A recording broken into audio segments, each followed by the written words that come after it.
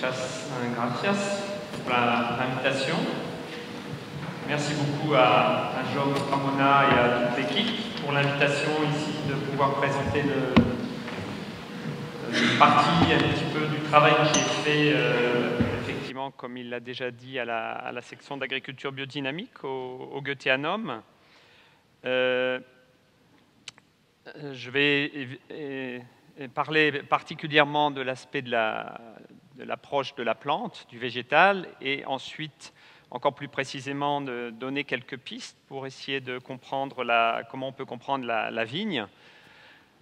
Alors c'est certain que pour faire ça, j'aurais bien aimé être avec vous dehors, aller observer des plantes et puis observer des vignes, mais bon, avec un grand groupe, c'est pas facile, donc on va essayer ensemble au cours de cette matinée de faire vivre, de faire apparaître, au moins par notre imagination, la vigne devant nous, entre nous, pour essayer de comprendre cette plante qui, comme beaucoup d'autres plantes en ce moment, beaucoup d'autres plantes cultivées en ce moment, est dans une situation difficile. Je vais peut-être commencer comme ça, mais je crois qu'il faut regarder clairement les choses. On a, avec les arbres fruitiers, aussi avec les céréales, avec beaucoup de plantes, on a vraiment une situation quasiment de dégénérescence, des plantes qui ont une difficulté à vivre en bonne santé. J'ai lu dans un ouvrage récent, dans un ouvrage de viticulture, que quand on regardait la vigne, on pouvait avoir le musée de toutes les pathologies végétales qui existent. C'est-à-dire que la vigne a une quantité de maladies, donc si on est passionné par la maladie des plantes, on étudie la vigne et on observe un grand nombre.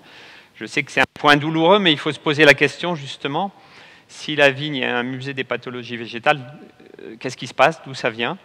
Et on peut se poser la question de ce point de vue-là, est-ce que ce n'est pas une question d'affaiblissement général de cette plante? Et si elle affaiblit, d'où ça vient? Est-ce que ça vient naturellement ou est-ce que ça vient de toutes nos pratiques? Et en disant ça, en fait, je veux évoquer brièvement les origines de l'agriculture biodynamique, puisqu'en fait, Rudolf Steiner, quand il a fondé l'agriculture biodynamique en 1924, par un cycle de 8 conférences, a répondu à des demandes de propriétaires terriens, d'agriculteurs, qui se posaient vraiment la question, comment se fait-il que les plantes dégénèrent, comment se fait-il que les animaux soient fragiles, comment se fait-il que va-t-il se passer avec la terre vivante, si on utilise des engrais chimiques, des engrais solubles, en particulier l'azote soluble?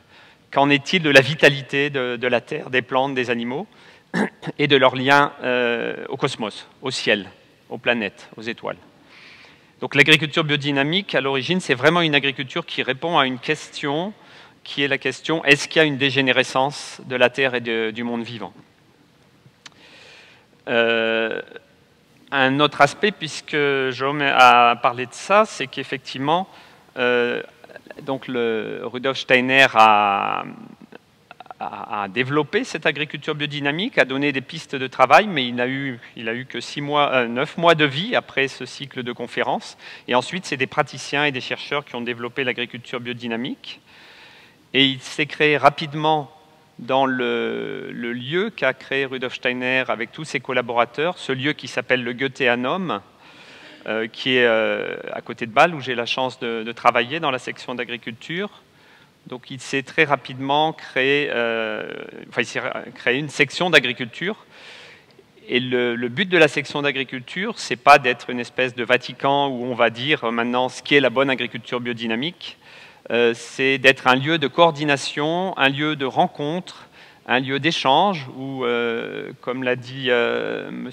Gramona, toutes les personnes de différents pays qui pratiquent la biodynamie peuvent se retrouver, échanger, approfondir des thématiques et recevoir des impulsions pour repartir chez elles avec peut-être plus d'énergie, plus d'enthousiasme et ressentir un lien en fait. Ce qui est quand même fantastique avec l'agriculture biodynamique, mais vous connaissez peut-être ça dans d'autres domaines avec la viticulture, c'est qu'on peut arriver aux États-Unis, on peut arriver au Japon, on rencontre des paysans et il y a énormément de différences culturelles, il y a toutes sortes de différences, mais très rapidement on se retrouve à parler de la même chose. Ce qui nous tient vraiment à cœur, c'est qu'est-ce qu'on peut faire en fait pour régénérer pour renforcer la vie sur Terre, les êtres vivants. Et ça, c'est quelque chose de commun qu'on cherche vraiment à renforcer, à développer. pas seulement au sein des associations d'agriculture biodynamique, mais au-delà, de manière beaucoup plus large, avec, on pourrait dire, tous les mouvements de la société civile. Ça veut dire les mouvements de protection de l'environnement, ça veut dire les mouvements de consommateurs, ça veut dire peut-être des mouvements comme Slow Food, ça veut dire des mouvements de personnes préoccupées de leur santé, de la santé.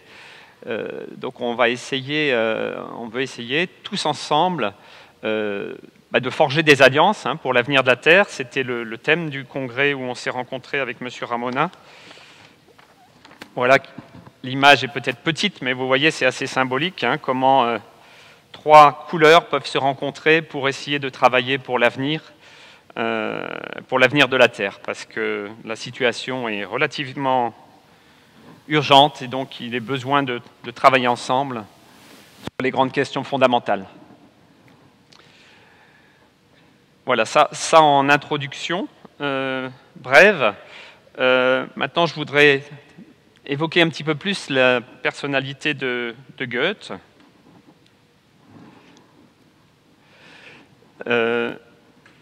Goethe était ce grand écrivain allemand qui est certainement connu de chacun d'entre vous, peut-être parce que si on veut apprendre la langue allemande dans n'importe quel pays du monde, on va à l'Institut Goethe, c'est-à-dire c'est le grand homme de la littérature allemande. Mais Goethe a eu aussi une œuvre scientifique importante qui est moins connue que son œuvre littéraire. Mais Goethe dit lui-même, à propos de son œuvre scientifique, qu'il estimait qu'elle serait beaucoup plus importante pour la postérité, pour l'avenir, que son œuvre littéraire. Ça veut dire qu'en fait, j'ai mis ici en sous-titre Goethe, le Galilée de la science du vivant, parce que c'est ainsi que Rudolf Steiner, un siècle après, vers 1900, a qualifié Goethe. Le Galilée, pour l'astronomie, il y a une révolution copernicienne ou une révolution galiléenne. C'est-à-dire que Galilée nous a permis de concevoir la place de la Terre dans le cosmos de manière tout à fait nouvelle à la Renaissance. C'était vraiment une révolution scientifique pour l'astronomie. Et on peut considérer que Goethe, de la même manière, par son apport, par sa méthode, par sa manière d'observer la nature, a posé les bases d'une révolution véritablement dans notre manière de considérer le vivant, le monde vivant. Alors pourquoi ça?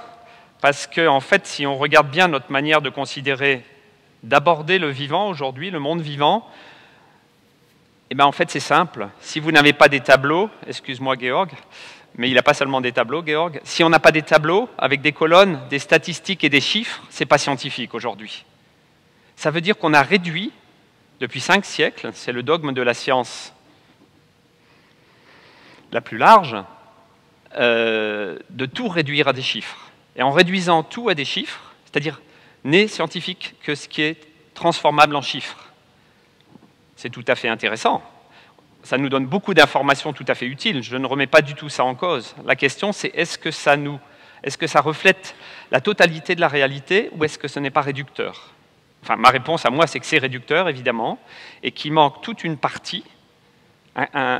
On laisse de côté, on abandonne, on pourrait dire, toute une partie de la réalité parce qu'on considère qu'elle n'est pas accessible de manière objective. Et toute cette partie de la réalité qu'on abandonne, c'est tout ce que nous montrent les formes, ce que nous montrent les couleurs, ce que nous disent les odeurs, ce que nous disent ce qu'on peut toucher, les textures, tout ce que nos sens, nos organes des sens nous permettent d'aborder.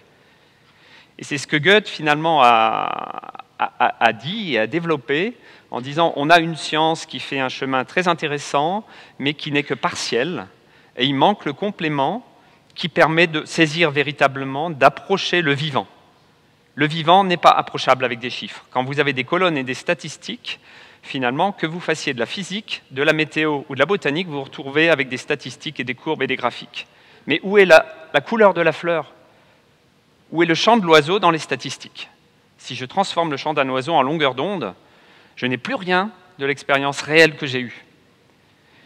Et ça, c'est d'autant plus important pour les agriculteurs, les viticulteurs, les éleveurs, les gens qui travaillent avec la nature, parce que eux, ce qu'ils perçoivent, ce n'est pas des statistiques en se promenant dans leur champ. C'est des couleurs, des formes, des odeurs. Et c'est avec ça qu'ils travaillent, ce n'est pas avec des statistiques.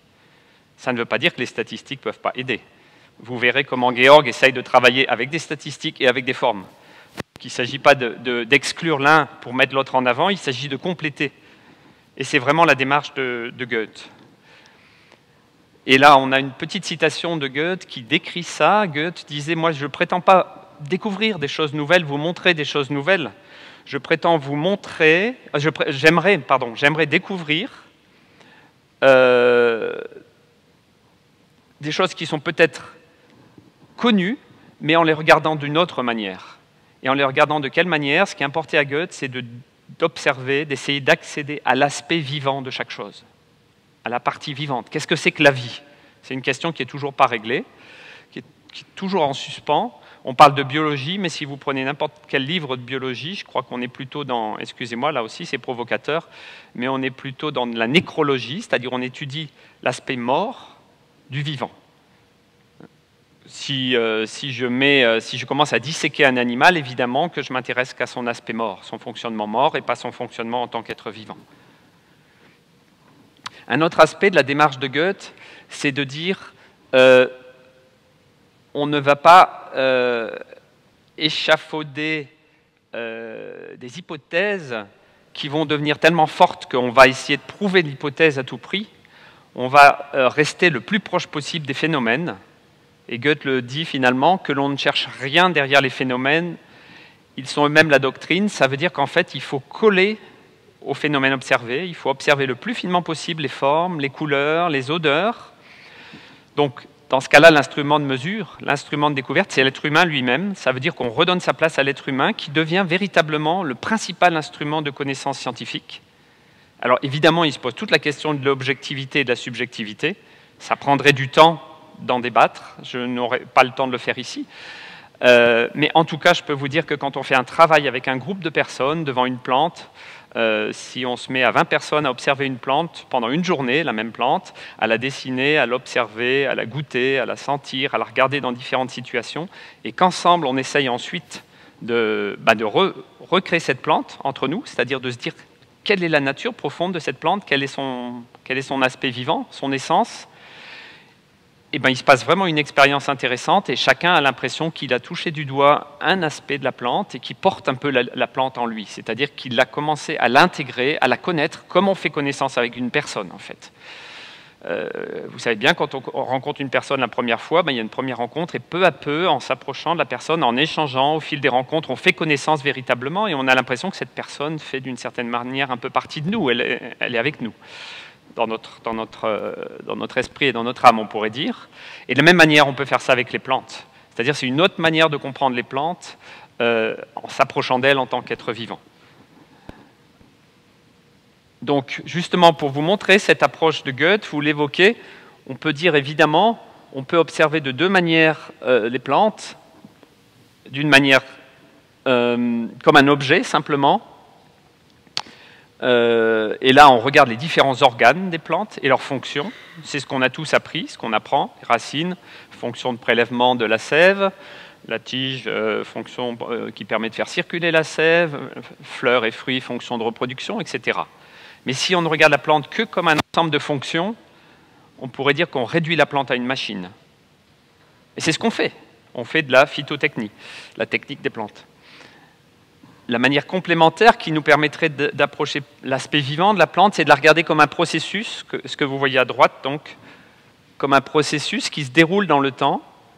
Et dans ce cas, on ne porte plus l'attention sur les parties, mais sur le lien entre les parties. D'un côté, on regarde les parties, les organes, et de l'autre côté, on regarde le lien entre les parties. C'est deux approches complémentaires. Pour regarder véritablement une plante, pour comprendre véritablement une plante, il faut aussi la regarder elle-même, mais la regarder dans son milieu. Alors là, vous avez une plante donc qui n'est absolument pas de la vigne. On va quand même y arriver après, mais je vais commencer par d'autres plantes. Ici, vous avez une plante qui est une renoncule. Et ce qui est intéressant, c'est qu'on peut justement exercer ce que je disais avant. On peut regarder les organes séparément, dire, bah oui, tout ça, ce sont des feuilles. Là, il y avait une racine, on ne la voit pas beaucoup, bon, il y a un bulbe. Et là, il y a des fleurs.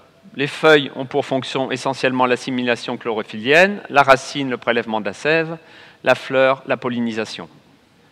Si j'exerce la deuxième manière de voir, ce que je vais faire, c'est que je vais observer la biographie de la plante.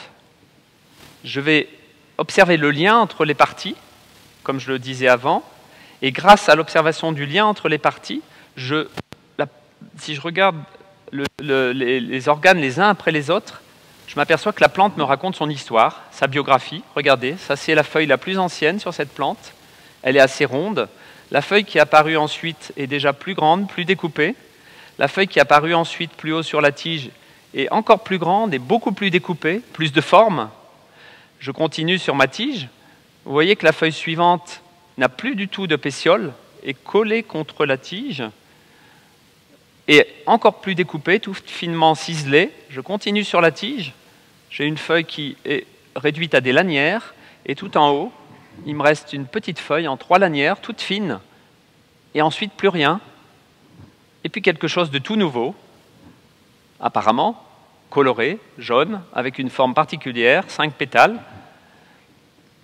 En faisant ça, en fait, si je porte l'attention sur le passage d'une feuille à l'autre, je m'aperçois que je rentre par mon observation, en créant intérieurement le lien. J'essaye de... Qu'est-ce qui se passe? Eh bien, les feuilles deviennent de plus en plus grandes, de plus en plus découpées, puis à nouveau, elles diminuent de taille, elles deviennent plus petites, mais elles sont toujours plus ciselées, toujours plus structurées. Ce que je décris là, c'est un mouvement que je ne vois pas, mais que je peux penser, mais que pourtant la plante a dû faire. D'une certaine manière, ce mouvement est présent. On peut dire que c'est un mouvement formateur qui est à l'origine des formes. Et en fait, en faisant ça, par cette méthode, on remonte des formes de ce que l'on perçoit par nos sens, on pourrait dire aux forces, ce qui a donné naissance aux formes. Si vous regardez un potier en train de faire une poterie, vous verrez bien qu'il y a d'abord des forces. Puis si vous touchez les muscles du potier, vous allez voir qu'il met beaucoup d'énergie pour faire son pot sur le tour, et ensuite vous avez une forme. Et là, l'hypothèse de Goethe, c'est de dire, à partir d'une observation très fine des formes, des couleurs, des odeurs, évidemment, qu'il faudrait ajouter, on peut approcher les forces vivantes qui ont modelé la forme, qui ont donné naissance aux formes. C'est un raccourci, on va dire, très rapide, évoquant la méthode de Goethe. Et en disant ça, en fait, je vous montre comment Goethe a vraiment cherché une science du vivant, Goethe, le Galilée du vivant. Et pour cela, en fait, c'est exercé à être le plus précis dans l'observation des détails, des phénomènes, et ensuite penser le lien, découvrir par la pensée. On ne peut pas faire autrement. Si je compare 2 feuilles, je le fais par ma pensée. Par ma pensée, trouver le lien qui mène d'une forme à l'autre, mais je ne me contente de reproduire ce que la plante a fait réellement. Je ne fabule pas d'hypothèse, je me contente de suivre le chemin qu'a réellement suivi la plante. Voilà, donc cet aspect-là qui a tenu beaucoup à Goethe, et Goethe a donc, dans sa recherche de ce qu'il a appelé la plante originelle. Pour Goethe, la plante originelle, c'est le principe formateur des plantes. Là, on vient d'en évoquer un petit aspect, on va le détailler un petit peu. Mais on pourrait dire que la méthode, c'est de saisir un peu le principe du végétal, le principe fondamental vivant qui est présent dans chaque plante. Pour Goethe, la question principale dans sa rencontre, dans son observation du végétal et sa compréhension du végétal, c'est de se dire qu'est-ce qui me permet, quand je me promène dans la nature, de dire immédiatement ça c'est une plante, même si c'est une plante que je ne connais pas du tout. C'est bien qu'il y a un principe commun à toutes les plantes. Qu'est-ce que c'est que ce principe commun? Là, je viens de vous en évoquer une partie. C'est par exemple cette métamorphose, le fait qu'il y ait une force, la force du végétal, qui donne naissance à une succession d'organes, à tout un ensemble d'organes, qui apparaissent les uns après les autres dans le temps, qui s'extériorisent et qui ont des formes différentes. Alors, un deuxième aspect, évidemment, pour comprendre la plante, qu'il ne faut jamais oublier, c'est qu'une plante, ça n'existe pas tout seul. Une plante, vous l'avez vu, c'est quelque chose qui s'exprime dans le temps, je viens de le montrer avant. C'est aussi quelque chose qui n'existe pas, qui n'est pas entier si je ne le regarde pas dans son environnement. Je ne peux pas comprendre une plante si je ne la regarde pas dans son environnement réel, concret. Donc si je vous montre des plantes comme ça, extraites de leur environnement, c'est abstrait. C'est volontaire, c'est pour provoquer. Une question intéressante, quand on a un peu plus de temps, on fait ça avec les étudiants, on leur demande enfin je leur demande, est-ce que vous pouvez deviner la plante, où pousse la plante de droite et où pousse la plante de gauche? Est-ce que vous êtes capable de me dire dans quel type de sol, dans quel type, est-ce que la plante de droite, par exemple, a un sol riche ou un sol maigre? Est-ce qu'elle a beaucoup d'eau ou le sol est sec et l'air est-il sec? Est-ce qu'elle reçoit beaucoup de lumière et est-ce qu'elle reçoit beaucoup de chaleur? Même question pour la plante d'à côté. Et avec un peu d'exercice, en approfondissant ces aspects-là, on s'aperçoit que finalement, effectivement, la plante est vraiment aussi un reflet de son environnement. Avec un peu d'exercice, on arrive à comprendre et ça devient évident que cette plante est une plante qui pousse dans un milieu plutôt humide, plutôt riche, un sol riche. Vous voyez comment les tiges sont très souples, elle est quasiment rampante, elle a des feuilles très amples, qui peuvent rappeler des feuilles de nénuphar, et souples, des feuilles souples, des tiges souples, rondes. Elle pousse aussi dans un milieu plutôt ombragé. Et de l'autre côté, on s'aperçoit, on peut découvrir en s'exerçant que cette plante est une plante qui pousse dans un milieu très sec, très pauvre, caillouteux, calcaire, et très lumineux, en pleine lumière. Donc on a un contraste. Et là, tout de suite, c'est intéressant de se dire, tiens, la vigne, quand je regarde les vignes, la vigne, à laquelle de ces deux plantes elle ressemble le plus? En fait, la vigne ressemble plus à ces plantes-là, à celle-là. La vigne est une liane, donc une plante qui s'étend dans l'espace largement, pas du tout une plante qui se contracte, qui se resserre, qui est resserrée sur elle. La vigne sauvage, ou la vigne, si je la laisse pousser comme elle le veut, toute seule, elle a plutôt cette tendance. C'est-à-dire d'être une plante qui vraiment s'étend dans l'espace, va loin, fait des feuilles plutôt amples, plutôt larges, portées par des longs pétioles, donc une plante qui a une tendance horizontale très marquée. De manière intéressante, la vigne, qui est une plante de milieu, de bordure de forêt, de milieu forestier, une liane héliophile qui pousse à travers les arbres, en fait, dans son milieu naturel, sur un sol riche, très fertile en humus, plutôt humide, frais. On l'a transposée, on la cultive dans un milieu qui correspond au milieu de cette plante-là. En fait, la vigne cultivée est cultivée dans des terrains plutôt arides, plutôt en plein soleil, en pleine lumière, et effectivement, on transforme une liane en quelque chose qui ressemble à ça. Ça pose un certain nombre de questions. Jusqu'où peut-on transformer cette plante? Jusqu'où peut-on l'accompagner, modifier son environnement? Et que faut-il faire pour que dans cet environnement complètement créée par l'homme, elle puisse développer au mieux ses qualités sans être complètement atrophiée? Donc là, c'est des outils d'observation pour le moment que je vous présente. Voilà. Très rapidement, on peut aller plus finement dans ces observations et s'apercevoir qu'effectivement, une plante est vraiment le reflet de son milieu. Vous voyez ici la même plante en haut, à la lumière. Cette plante fait peu de feuilles, enfin, les feuilles représentent une partie peu importante de la plante et la partie florale, l'inflorescence est très importante. À l'inverse, à côté, si la plante est plus à l'ombre, les feuilles représentent une part beaucoup plus importante de la plante et les fleurs une partie moins importante. Donc on pourrait dire que l'ombre renforce la partie végétative des feuilles, la lumière renforce la partie florale. C'est une information très intéressante parce qu'en agriculture biodynamique, on travaille avec deux préparations biodynamiques, deux substances qui peuvent renforcer l'influence de l'ombre ou renforcer l'influence de la lumière. Pour citer clairement, la silice de corne, cette préparation en base de silice, agit en renforçant la capacité de la plante à utiliser la lumière, c'est-à-dire qu'on décale, une plante qui aurait une tendance, comme ici, à ne pas faire assez d'inflorescence, des inflorescences trop peu développées, en lui apportant de la silice, on peut l'orienter dans cette direction, renforcer cette capacité à développer des fleurs, des inflorescences. Voilà, ça je vais passer brièvement, c'est pour vous montrer que dans la métamorphose qu'on a vue avant sur notre plante, il y a 4 forces principales. Donc dans la métamorphose des feuilles, de la racine jusqu'à la fleur. Et la vigne, les feuilles de vigne sont vraiment placées dans ces deux types du centre. On a affaire chez la vigne à une plante qui a tendance vraiment à développer les feuilles, on va dire, les plus amples possibles, les plus structurées possibles. On va voir qu'il y a certains cépages ont des feuilles beaucoup plus rondes, qui sont dans la tendance de l'eau, et d'autres feuilles cépages ont des feuilles beaucoup plus structurées qui sont plutôt marquées par la tendance de la lumière et de la chaleur. Voilà, donc pour évoquer la vigne qui a toujours envie de redevenir liane, quoi qu'on fasse, hein, évidemment.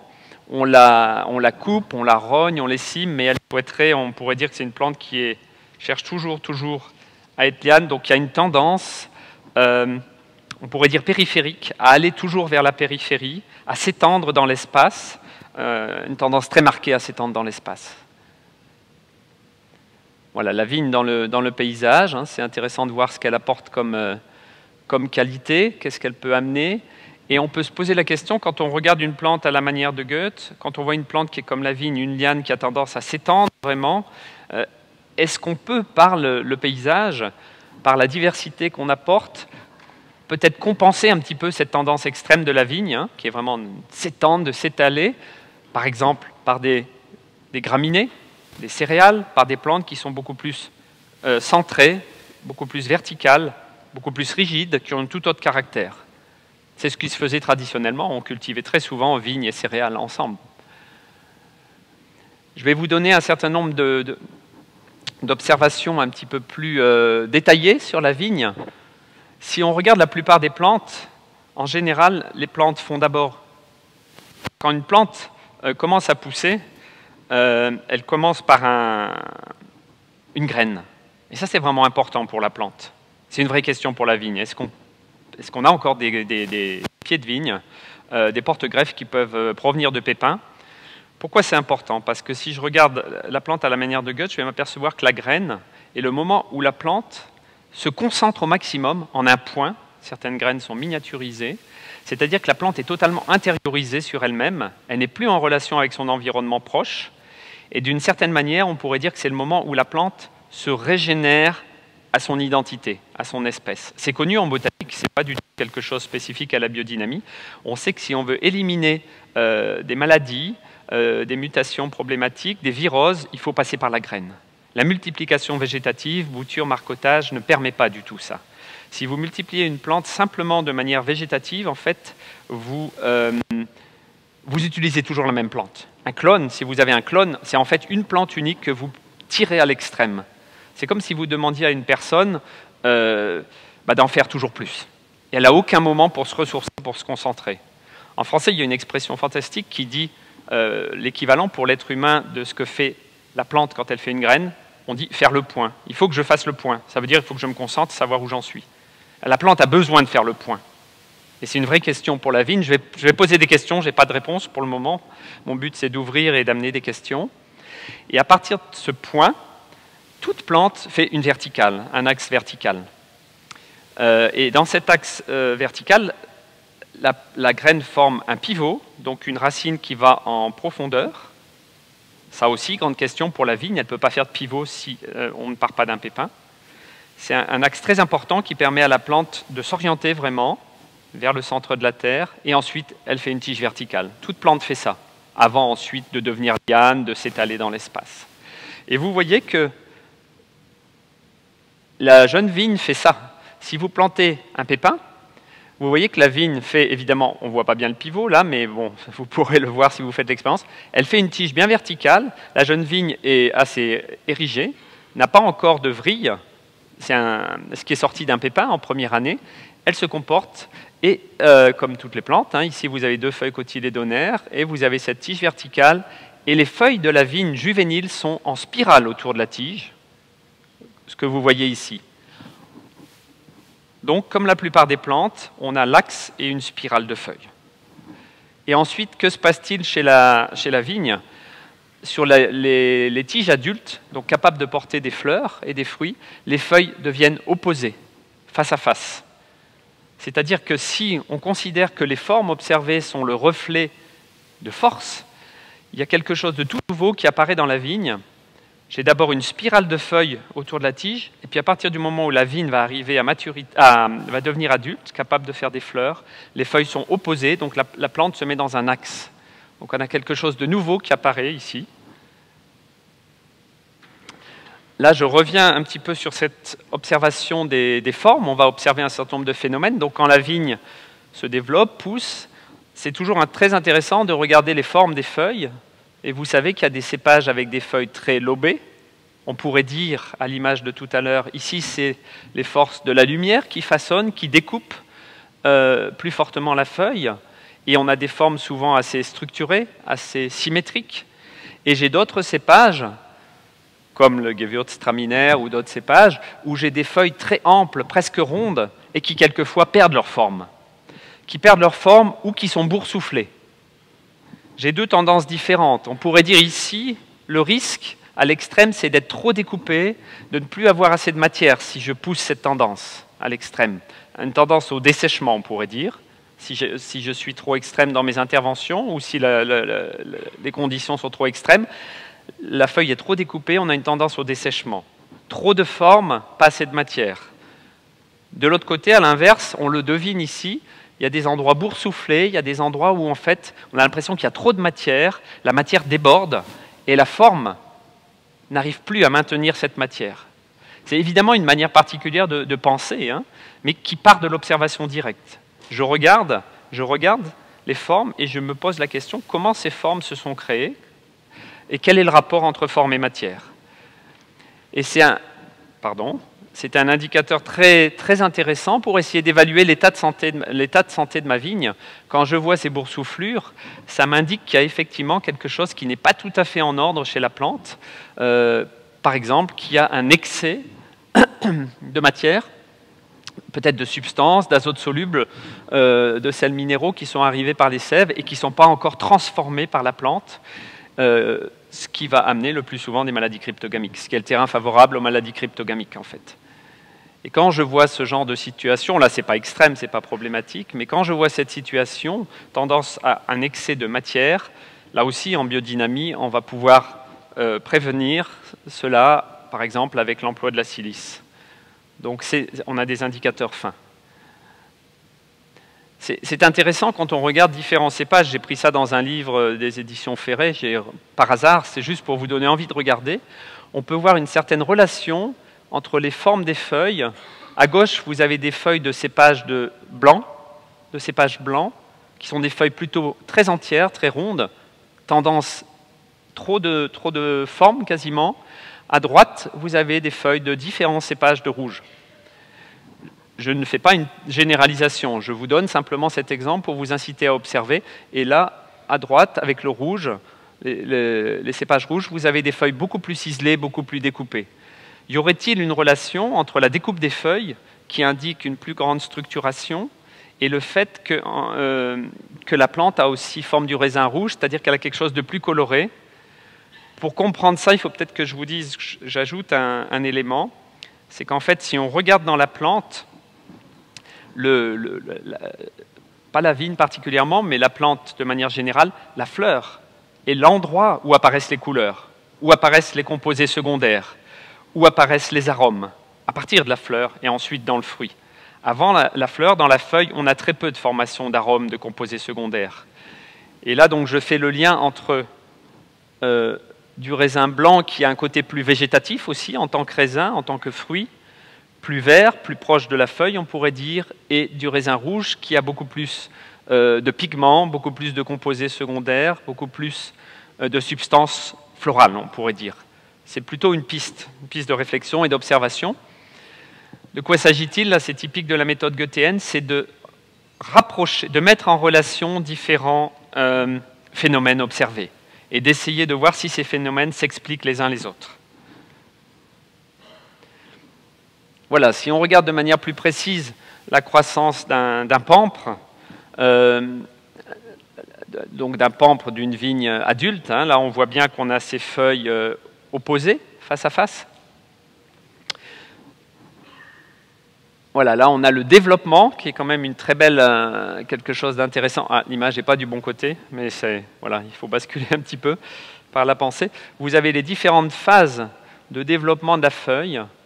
Alors là aussi, on a l'habitude en viticulture de connaître, de dire il y a différents stades phénologiques, des repères phénologiques de la plante. Ce qu'on va essayer de faire avec l'approche goethéenne, c'est d'aller au-delà de cela et de regarder véritablement, d'essayer à nouveau, comme on l'a fait pour la renoncule tout à l'heure, de rentrer dans le mouvement. Que se passe-t-il si je regarde maintenant ce stade tout jeune? Là, il faut prendre la loupe. Hein, ce stade fermé, on a l'impression d'avoir comme un petit embryon, une petite main fermée, c'est très touchant comme geste. Les tissus sont encore très tendres, méristématiques, et peu à peu, cette espèce de main va s'ouvrir, et vous voyez que ce sont d'abord les formes, les nervures qui sont très marquées, et ensuite, peu à peu, la matière va remplir la forme. Là, on apprend quelque chose de très intéressant sur l'origine. La formation d'un organe, on peut le voir sur beaucoup de feuilles, évidemment, c'est que la forme précède la matière. Une feuille, ce n'est pas simplement des molécules ou des cellules qui s'assemblent comme ça. Non, non, il y a une forme d'abord, il y a un plan, il y a une forme bien précise. La forme est là, déjà, dès le début, en miniature. Toute la forme est là, et ensuite, peu à peu, la matière va remplir la forme. Et à la fin, la feuille va s'étendre dans l'espace en formant ce pétiole qui s'étend. Ça, c'est aussi une image là, des travaux qui ont été faits au Goetheanum, à l'Institut de recherche du Goetheanum, par un de mes professeurs, Bockemühl. C'est très intéressant d'observer les différents stades. Ici, ces grandeurs, les proportions sont respectées. Le premier stade de développement d'une feuille, c'est les différents stades de développement d'une seule feuille de vigne. Vous voyez comment on a beaucoup de formes au début, donc quelque chose de très marqué, et ensuite, peu à peu, la feuille se remplit, la matière se déploie. Et qu'est-ce qui arrive en fait? C'est que souvent, par exemple avec l'agriculture conventionnelle ou même avec un excès de fertilisants, on peut arriver à aller plus loin que ça, et il y a tellement de matière que finalement la forme est perdue. La découpe de la feuille, la structuration de la feuille est perdue. Alors on peut dire c'est anecdotique, non, c'est le reflet de ce qui se passe à l'intérieur. Pour Goethe, tout ce que la plante nous montre par ses formes, ses couleurs, c'est le reflet de ce qui se passe à l'intérieur, c'est le reflet de ce qui se passe au niveau des substances. Donc il suffit de regarder pour savoir ce qui se passe dedans, au niveau de la santé de la plante. Si par exemple j'allais plus loin et que je perdais la forme ici, qu'il n'y avait plus de découpe, j'aurais une plante qui a un terrain favorable à toutes les maladies possibles, parce que justement, la substance n'est plus suffisamment structurée, organisée. En bas, vous avez l'équivalent inversé. Ce sont tous les différents stades donc, de croissance de cette feuille du bout sont présentés et ont été mis tous à la même échelle. Ça, c'est bien sûr moins d'1 millimètre. Ça, c'est un petit peu plus grand. Et vous avez quelque chose de très, très intéressant, très touchant. Pourquoi faire ça? Ce n'est pas simplement pour faire de la botanique, c'est pour essayer de comprendre la plante de l'intérieur, de rentrer dans ses processus de vie. Voilà, donc pour vous montrer qu'évidemment la vigne, quand on la laisse, elle retrouve son caractère de liane. Elle a quelque chose aussi de très particulier, la vigne, contrairement à beaucoup d'autres plantes. Vous avez tous les pampres, évidemment, ici, avec les feuilles opposées. C'est que c'est l'une des seules plantes que je connaisse qui est à la fois sur un sarment, vous avez des bourgeons, évidemment, qui vont donner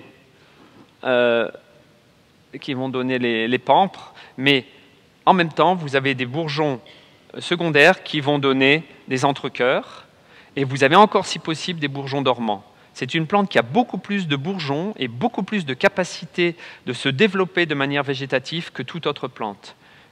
La plupart des autres plantes, y compris les plantes ligneuses, sur une tige principale, il y a des bourgeons à l'aisselle des feuilles, un bourgeon, et c'est tout. Il n'y a pas une multitude de bourgeons comme chez la vigne, qui a les bourgeons des entrecœurs qui vont pouvoir se déployer, plus des bourgeons dormants encore qui pourraient se déployer aussi le cas échéant. Donc il y a une espèce de multitude. La vigne est une plante qui a une capacité, une volonté de se déployer dans l'espace, de s'extérioriser, une puissance végétative énorme comparée à beaucoup d'autres plantes. Ce qu'on voit là, si on la laisse monter, en une année, ça monte, ça pousse et ça s'étend dans tout l'espace. Et c'est une plante qui a justement cette tendance à aller à la périphérie très marquée. Vous voyez ça ici. Hein. Si on a les rameaux, on laisse pousser les rameaux de vigne sur une souche non taillée, vous voyez comment la plante veut occuper tout l'espace, faire une espèce de tissu, de treille, de tissu qui va couvrir en fait. Ça vient de son origine de plante de lisière, évidemment. Mais c'est important à comprendre ça pour réfléchir à nouveau à la taille, hein, ce qu'on fait. Regardez cette tendance, on dirait que c'est un conifère à l'envers. Hein. C'est plus la vigne pousse vers le haut, plus elle va s'étendre dans l'espace, plus elle a une volonté de s'étendre et de s'élever. Voilà, alors quelque chose d'assez particulier chez la vigne, c'est qu'il y a bien sûr trois parties. Hein. Il y a la partie sur un rameau, hein, donc sur un pampre. On a du vieux bois, la partie lignifiée, donc c'est évidemment une plante ligneuse, on sait ça. On a la partie âgée. Et ce qui est très particulier pour moi en tant que botaniste, qui ne suis pas spécialiste de la vigne, qui compare avec d'autres plantes, c'est qu'en fait la vigne est capable de faire des fleurs ou des grappes, et après les fleurs, au-delà des fleurs, à nouveau des feuilles. Si vous vous souvenez de ma petite renoncule, si je regarde la plupart des plantes, après la fleur, il y a un arrêt complet de la croissance chez les plantes, chez la plupart des plantes. Il y a quelques exceptions, mais justement, ces exceptions nous montrent qu'il y a un caractère particulier. En général, la plante, quand elle arrive à la fleur, diminue la taille de ses feuilles. Vous vous rappelez la renoncule, le bouton d'or, diminue la taille de ses feuilles. Il y a une dévitalisation de la plante et la fleur peut s'exprimer. Chez la vigne, pas du tout. La vigne commence quasiment par faire ses fleurs, on va dire, et ensuite repart en faisant des feuilles et en faisant des vrilles. Donc on pourrait dire que la floraison chez la vigne n'arrête absolument pas, ne dévitalise absolument pas la plante. C'est comme si la floraison était faite sur le côté, puis la plante, la puissance végétative, ce qui forme les feuilles et les tiges, est telle que la vigne poursuit sa croissance, toujours. Il faudrait revenir encore plus en détail là-dessus, mais on pourrait dire de manière un peu simple que certains botanistes comprennent ces rameaux de vigne comme en fait un empilement de rameaux successifs. Voilà, vous voyez cette théorie, hein, la théorie sympodiale. On pourrait considérer qu'ici on a affaire à un premier rameau qui est arrêté par la vrille, qui se termine par la vrille. Ensuite, on a un deuxième rameau en gris, un troisième rameau en gris. On a des vrilles, ça pourrait être des fleurs, hein, vous savez. Je pense que vrille et fleurs, c'est équivalent pour la vigne, ce qui est aussi quelque chose de très très particulier. C'est du point de vue de la botanique, c'est très étonnant. Si je regarde la plupart des autres plantes, les autres plantes font des vrilles avec des feuilles, font des vrilles avec des tiges, mais jamais avec des fleurs. Parce que la vrille est un organe très tendre, très jeune, très malléable, alors que la fleur est en général l'organe final de la plante. Donc on a un antagonisme. Ce qui, si je veux vous donner juste une piste de réflexion, ce qui nous amènerait à dire que chez la vigne, la fleur reste à un stade très très jeune, très juvénile, très embryonnaire. Elle n'est pas du tout représentative des fleurs que l'on a chez d'autres plantes, où la plante s'extériorise, se manifeste toutes ses qualités dans la fleur. Chez la vigne, c'est vraiment beaucoup moins le cas, puisqu'elle a encore une capacité à poursuivre son développement végétatif après, longtemps après. Voilà, ce geste des vrilles est aussi très intéressant. Hein. Si vous regardez les divisions des vrilles par deux, puis quand il y a des vrilles triples, donc ce geste assez très touchant, hein, des vrilles qui s'accrochent, si elles ne s'accrochent pas, qui peuvent tomber chez certains cépages, hein, qui ne se lignifient que s'ils sont efficaces. Voilà, on voit ici très bien comment fleurs et vrilles sont équivalentes, puisqu'on trouve assez souvent des vrilles portant des fleurs ou des fleurs portant des vrilles. Hein. Ce qui nous permet de saisir mieux le caractère de la fleur de vigne, de l'inflorescence de la vigne. Hein. Voilà, on voit très bien ça ici. Donc une fleur très embryonnaire, très jeune, et vous savez bien, elle est verte, elle est aussi cachée plutôt sous la feuille du dessus, elle a son petit chapeau vert. Voilà, hein, vous voyez.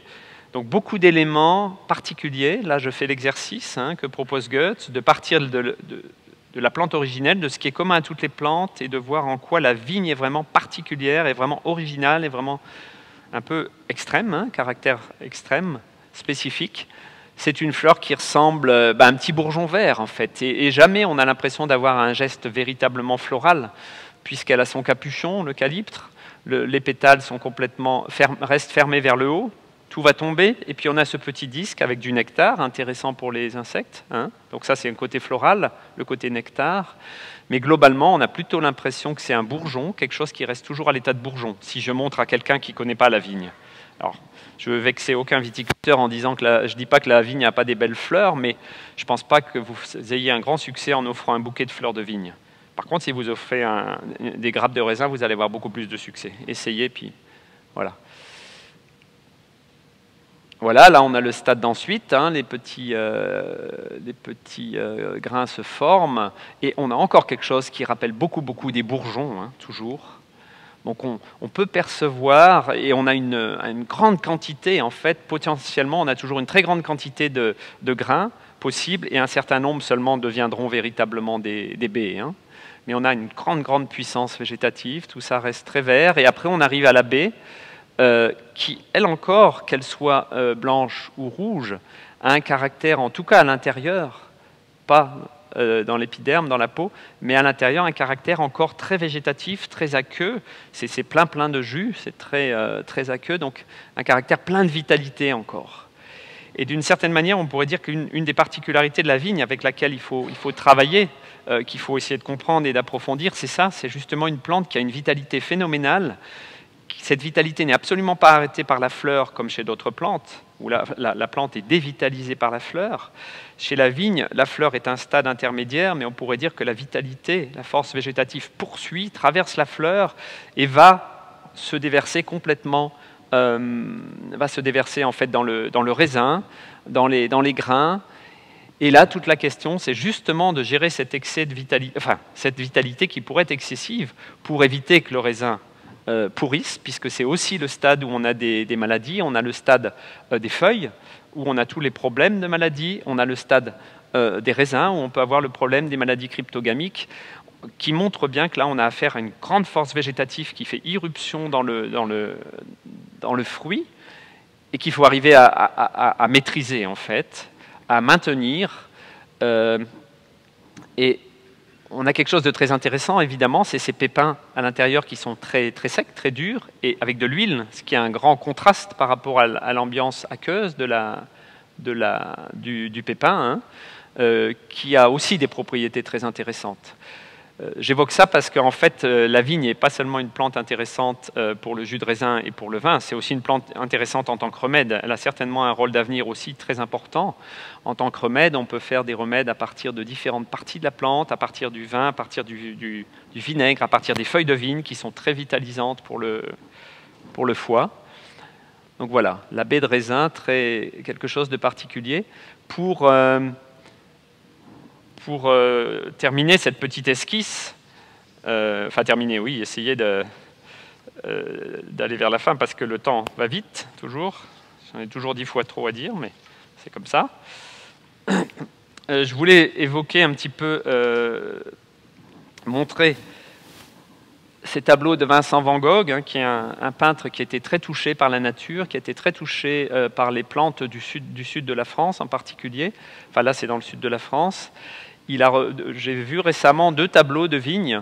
Vous voyez ici une vigne taillée en gobelet, je pense, hein, et vous voyez la tendance de cette plante. Hein. Vous pouvez peut-être saisir un peu, les artistes ont vraiment la capacité de saisir le caractère de la nature, peut-être de manière plus fine, plus intime que nous, ou que simplement une approche réductrice, on va dire, parce que la chance qu'ont les artistes, c'est qu'en fait, ils n'ont pas d'objectif utilitaire. Ils regardent la nature telle qu'elle est pour essayer de la représenter telle qu'ils la perçoivent, mais ils n'ont pas de visée utilitaire. La plupart du temps, les autres, nous tous, on a une visée utilitaire. On veut avoir le meilleur vin possible, on veut avoir un maximum de rendement, on veut avoir suffisamment de bois dans la forêt, on a toujours un objectif utilitaire qui nous réduit beaucoup le regard. Il y a 2 problèmes aujourd'hui, on pourrait dire, ce qui réduit le regard, c'est d'un côté de se limiter à l'aspect de la mesure. Si ce n'est pas mesurable, ça n'existe pas. Ou l'autre chose, je regarde d'un point de vue utilitaire. Et les artistes ont cette chance d'être complètement libres, et ils nous disent quelquefois des choses très touchantes. Ce n'est pas par hasard que tout le monde va voir les tableaux d'artistes, hein, je pense, hein, pour se ressourcer, se sent ressourcer en sortant. Et vous voyez, voilà une autre vigne, mais vous voyez comment Van Gogh a représenté la vigne, qui est peut-être vraiment un caractère de cette plante. C'est une plante qui, en fait, sort de terre, surgit de terre, forme toute cette armature ligneuse, donc ses sarments, son bois, et son bois qui peut devenir sec et très sec, puisque l'écorce se desquame, pèle.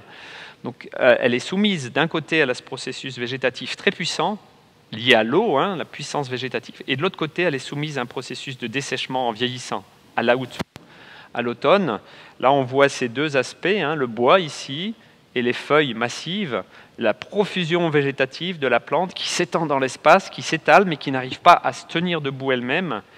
Donc on a affaire à une plante qui, on pourrait dire, s'élève de terre, élève la terre au-dessus d'elle-même, Là, il y a une indication qui demanderait un développement plus long de Rudolf Steiner qui explique que finalement le tronc des arbres, le bois des arbres, c'est de la terre surélevée. D'autres botanistes le confirment tout à fait. On peut comprendre ça. Si vous allez aux îles Canaries, j'étais aux îles Canaries il y a 3 semaines, vous verrez comment nos pissenlits ou nos laitrons, certaines des plantes qu'on a ici, qui sont en rosette, au ras du sol, se retrouvent perchées sur des troncs. Chaque année, la rosette s'élève.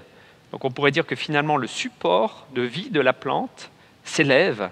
Donc la terre en tant que support de vie, pas la terre morte minérale, mais la terre en tant qu'environnement dans lequel les racines puisent, avec lequel les racines sont en lien, cette terre s'élève. Et donc on considère maintenant, de plus en plus de botanistes considèrent les troncs des arbres, les troncs des arbustes comme de la terre surélevée, et les bourgeons, de ce point de vue-là, sont considérés alors comme des graines.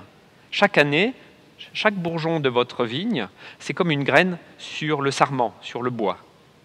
Je dis ça parce que c'est aussi un élément très intéressant que j'ai oublié d'indiquer en parlant des graines. Hein. Le bourgeon, on peut aussi vraiment réfléchir comment travailler sur les bourgeons, comment travailler à la régénération de la vigne par les bourgeons, parce qu'on a un moment où la plante fait le point, se concentre, se contracte dans les bourgeons d'hiver. Donc comment avoir des bons bourgeons bien fermés en hiver, qui se concentrent au maximum, et peut-être y a-t-il des pistes pour régénérer la vigne par les bourgeons. Mais pour revenir à ce que je voulais dire en synthèse, hein, la vigne, véritablement, on peut dire que c'est une plante donc, qui élève la terre vers le ciel, qui tente de s'élever toujours plus vers le ciel. En tant que liane, elle n'arrive pas à le faire toute seule, donc on la transforme en la taillant en petit arbre, en fait, en la soumettant à beaucoup de lumière, à beaucoup plus de lumière, à une ambiance beaucoup plus sèche que son milieu naturel. On la transforme en une sorte de petit arbre. Et en fait, en la soutenant aussi, on l'aide vraiment à s'élever vers la lumière. Donc une plante qui élève la terre pour aspirer à la lumière et se gorger de lumière. Et c'est une plante qui est avide de lumière. Ça vient de son origine de liane. Hein. Les lianes sont héliophiles, c'est-à-dire que c'est des plantes vraiment qui ont la capacité de chercher la lumière très très haut dans les trouées entre les arbres. Et ça, elle l'a gardé en mémoire. Donc la vigne, hein, c'est une ambiance très particulière, plante qui cherche toujours à s'élever, et chaque fois elle retombe et elle doit recommencer. Une indication qui peut donner à réfléchir, prenez-le comme hypothèse de travail, Rudolf Steiner, donc, quand il parle de la vigne, il dit que les paysages de vignobles sont des paysages intéressants qui pourraient stimuler chez l'être humain en fait, le moi, c'est-à-dire la capacité à être soi, à s'individualiser. Je fais juste le lien avec ce geste de la vigne. Là aussi, vous allez dire c'est une analogie, c'est une piste de réflexion, mais essayez de sentir l'ambiance dans un vignoble, peut-être pas monospécifique, hein, où il y a une diversité de paysagères autour. On a effectivement cette plante qui essaye toujours de s'élever, et c'est finalement ce qu'essaye de faire aussi l'être humain. Hein. Le petit enfant, il va tout faire pour essayer de marcher debout, pour s'élever. Voilà, un autre aspect de la vigne rouge en automne. Alors ce flamboiement, et on pourrait dire que la vigne ne nous montre pas dans sa fleur, en fait, qui reste comme un bourgeon, finalement. Elle le fait dans les feuilles, dans le flamboiement des feuilles, et évidemment dans le raisin. Et peut-être que même cette maturation réelle, ce que la vigne ne fait pas dans la fleur, comme d'autres plantes, ça se poursuit, on pourrait dire, jusque dans la transformation aussi, dans le raisin, la transformation du raisin et dans la coloration des feuilles. Si je compare vigne et blé et graminées, je le fais volontairement, c'est bien sûr parmi les 2 premières plantes qui ont été cultivées par l'être humain au Proche-Orient. Peut-être la vigne plus en Arménie, le blé plutôt en Palestine, il y a environ 10 000 ans, ça remonte vraiment loin. Ces 2 plantes sont vraiment polaires, sont complémentaires, c'est vraiment intéressant. Le blé, à l'inverse de la vigne, on ne va pas dire que c'est une plante qui s'élève de terre et qui élève la terre au-dessus du ciel, c'est tout l'inverse. C'est une plante qui tombe du ciel, si on peut oser dire ça. C'est une plante qui en fait laisse pénétrer la lumière entre tous ses épis. La lumière pénètre jusqu'au sol dans un champ de blé, plus ou moins, mais en partie. Vous avez une ambiance totalement lumineuse, totalement différente de l'ambiance ombragée qu'on trouve sous la vigne.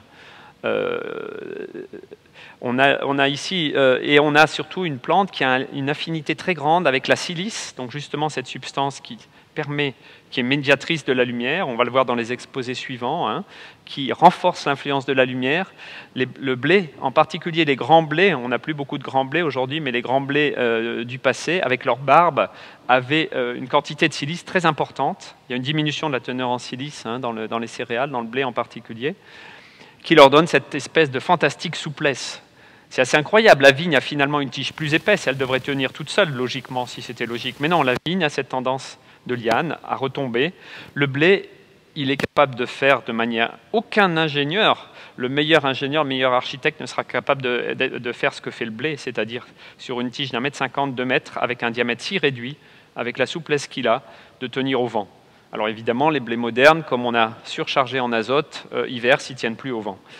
Mais si on les soigne correctement, ils peuvent résister et donc garder cette verticale. Et on pourrait dire le blé, c'est à l'inverse une plante qui amène la lumière du ciel dans la terre. Et Van Gogh le rend de manière fantastique puisque la terre est encore plus solaire, lumineuse que le ciel quand il fait des champs de blé. Alors que si vous regardez dans la vigne, la terre est sombre. On a une terre beaucoup plus sombre. Là, la vigne élève la terre et aspire à la lumière. Vous voyez là, le soleil là-haut, le ciel jaune, là, la terre assez sombre.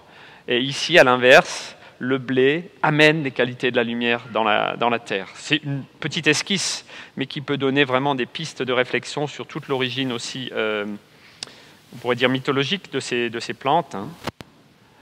Voilà, je résume ça ici, hein, 2 plantes polaires à l'origine de l'agriculture. C'est ce que je viens de vous dire. Voilà. Ce que je voulais en fait vous présenter, c'est comment par une petite esquisse, comment à partir d'une observation fine, qu'il faudrait évidemment approfondir largement, hein, on peut partir donc de son expérience personnelle, de ce qu'on peut voir en tant que viticulteur, en tant qu'agriculteur, dans son champ, dans son travail quotidien, prendre au sérieux tout ce qu'on observe, prendre le temps d'observer. Je travaille avec des viticulteurs, là je leur demande comment pousse la vigne, et alors quelquefois ils sont surpris par mes questions parce qu'ils n'ont pas la réponse, ils ne savent pas me dire comment sont les feuilles, où sont les vrilles, où sont les grappes. Je dis, il faut quand même regarder un minimum. Vous travaillez tout le temps avec cette plante, mais quand on est trop dedans, on a des habitudes de taille, on a des habitudes de fonctionnement, et on ne prend plus le temps de regarder, de se poser des questions. Naïvement en fait, comme si on regardait la plante avec un regard neuf. Et c'est peut-être ça le regard de Goethe, hein, ce que Goethe nous propose, regarder avec un regard neuf, comme si on ne connaissait pas la plante, s'en étonner complètement. C'est pas facile, hein, d'autant plus si on la connaît bien, ou si on croit la connaître et qu'on a la tête plein de trucs automatiques qu'on a appris, et puis voilà, c'est comme ça. Donc vraiment ça, hein, cette idée, partir de l'expérience personnelle, des phénomènes observables, développer la capacité à se relier aux phénomènes, hein. Vous avez peut-être remarqué que j'ai essayé plusieurs fois de vous amener à ressentir la plante de l'intérieur, hein, comment pousse la feuille du stade embryonnaire jusqu'à la feuille épanouie. Donc pour que vous ne la regardiez pas simplement de l'extérieur comme quelque chose, oui, vous constatez des faits, puis oui, c'est comme ça, mais que pour intérieurement, vous puissiez vous reproduire ce geste de développement de la feuille, hein, c'est pour ça que je fais beaucoup de gestes, pour vous inciter à les faire intérieurement. Et ça nous permet de nous lier à la plante et à la comprendre de l'intérieur. Ce qui permet ensuite, de manière plus fine, de prévenir et de sentir où elle en est de son état de santé. Et ça, c'est évidemment indispensable pour la biodynamie. La biodynamie, ce n'est pas un ensemble de recettes, crac, crac, crac, quand il y a ça, tel stade, je passe ça, je regarde mon calendrier, ça ne marche pas comme ça. Il faut que vous puissiez trouver le lien avec vos plantes. Tout le monde l'avait dans le passé, aujourd'hui on l'a peut-être, on a de plus en plus de mal à l'avoir parce qu'on a des tas d'outils, de machines, de supports divers et variés qui font un écran entre nous et la relation, entre nous et la plante. Voilà, et donc pourquoi l'idée aussi de dire que la rencontre avec la plante, vraiment si je fais connaissance avec ma plante, finalement je vais finir par l'aimer véritablement. Et ça c'est la base d'une éthique réelle. Je crois que l'éthique c'est pas un truc qu'on ajoute, tu as le droit de faire ça, tu n'as pas le droit de planter des OGM, tu as le droit de planter des OGM. Si on rencontre la plante comme ça, je crois que la question par exemple de la manipulation génétique, je sais que l'Espagne est un des pays où il y a peut-être un peu plus de champs d'OGM en Europe, c'est pas encore trop important, mais ça doit quand même... ça pose des questions, ça nous fait du souci. Voilà, les OGM, comment sont-ils fabriqués? Dans un labo, pas dans le milieu, pas dans l'environnement. La plante n'est pas dans son milieu naturel. Tout ça, c'est fait dans un petit labo, c'est-à-dire qu'on considère la plante comme un truc, comme un objet. Déjà, ça, moi, ça me suffit pour me dire qu'il y a un problème. Moi, j'ai envie que la plante, si on la développe, si on cherche à la régénérer, ça se fasse dans son milieu naturel, ça se fasse là où elle pousse, ça se fasse avec les paysans et pas dans un labo, dans un truc sous lumière électrique, sous conditions électriques, qui n'a plus rien à voir avec la réalité de la plante entière. C'est-à-dire qu'on ne regarde plus la plante, on regarde juste un objet, un truc qu'on va transformer. Hein, donc c'est une toute autre manière d'observer, et c'est un peu à ça que je voulais vous amener. Voilà, il y aurait beaucoup d'autres choses à dire, mais je crois qu'on pourrait dire, pour clore, que finalement la question, c'est d'essayer de mieux comprendre cette plante et de se poser la question comment, dans tout le travail qu'on fait, l'accompagner dans son, puisque c'est un travail agricole ou viticole, l'accompagner dans son développement, comme on le fait par exemple avec un enfant qu'on veut accompagner en fait, mais qu'on ne veut pas brimer. Et souvent, trop souvent, j'ai l'impression que la viticulture classique brime la vigne en permanence. On lui dit pousse, pousse, pousse. Alors la vigne fait des pampres énormes, pousse de manière énorme, puis après on va tout couper, tout couper. Bah, peut-être qu'il y a d'autres manières de faire qu'elle pousse un peu moins et qu'il y ait besoin de moins couper, donc de beaucoup plus l'accompagner, d'avoir une relation qui soit beaucoup plus d'accompagnement que de... c'est en fait comme si on dit à la vigne pousse énormément et après on coupe tout ce qui pousse. C'est-à-dire qu'on lui donne des ordres complètement opposés et contradictoires. Voilà, je vous remercie beaucoup pour votre écoute. Et je laisse. Merci.